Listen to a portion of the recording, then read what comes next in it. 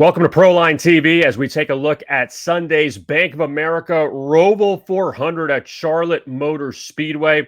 Kevin Rogers with you here on Proline TV as we wrap up the round of 12 in the NASCAR playoffs. We'll be down to 8 coming up next week for the next 3 weeks, and then the finale in Phoenix coming up in about a month. And going to the road course on Sunday. So we'll see how everyone fares. And of course, we know who the master of the road course is as we look at odds for the race on Sunday, courtesy of DraftKings. And Shane Van Gisbergen, the New Zealand racer, he has won 4 times this year on the road course. No surprise that he is the odds-on favorite at minus 105. He finished 7th at Charlotte last year, but so far, 4 of 5 road courses this year in NASCAR, and it's amazing. He's won 4 of the 5. It's just crazy what he's done so far this year. So no surprise that he is he's the favorite to win. Also at minus 400 at DraftKings to finish in the top 3. Now the winner of last year's race was Kyle Larson at plus 850. He's right behind.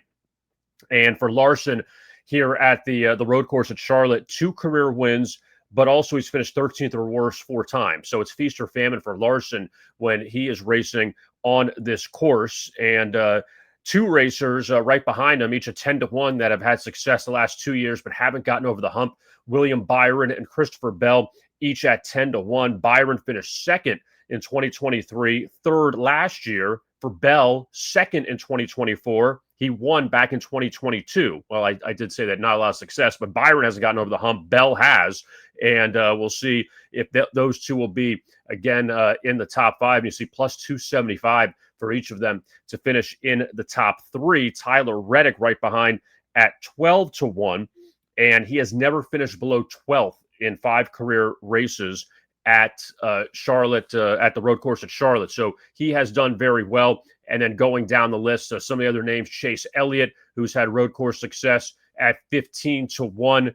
And some of the other names you're normally used to, like Ryan Blaney, he's down the list at 35-1. Joey Logano at 35-1. Denny Hamlin at 60-1. And we know they don't have as much success on the road courses. Now, we're going to take a look also at some driver props here. I wanted to mention this one. I'm not going to give out a pick on this. I've won the last 4 head-to-heads, but I want to give some numbers out on this one. Tyler Reddick against Chase Elliott. You see Reddick is minus 120, Elliott at minus 110.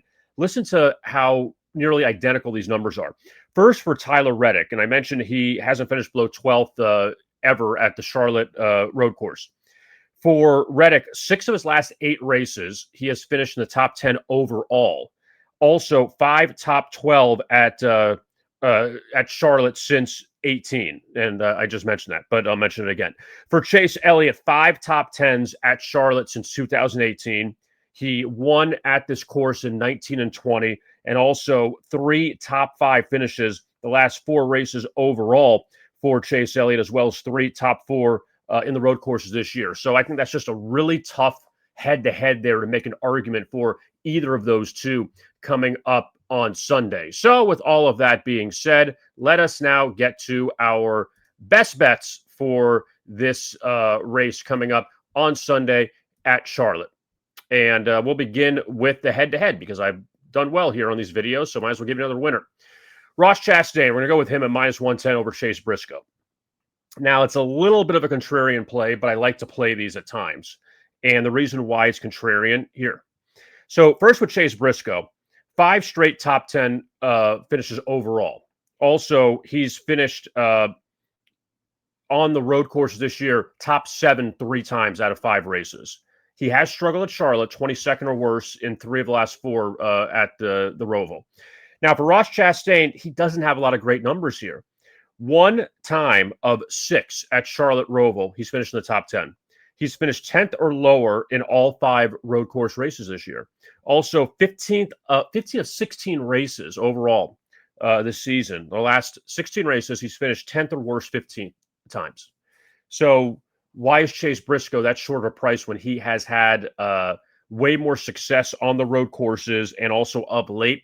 So with that, I'm going with Ross Chastain at minus 110 against Chase Briscoe.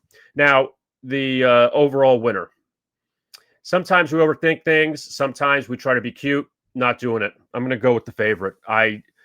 He has proven, SVG has proven that he just dominates these road courses. And when you've had 5 road course races this year, he's won 4 times, and those are his only 4 wins of the year.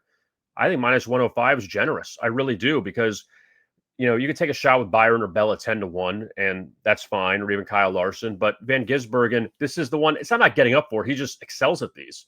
So I don't normally take the favorite to win these races, but Van Gisbergen, every single time it's a road course race, you go against him, he wins. So you might as well just take him. And then if he ends up losing, so be it. But you're only laying 105 with it. So let's take Shane Van Gisbergen as the outright winner here to win his 5th road course race of the season. Don't forget to like and subscribe to our YouTube channel here at Proline TV.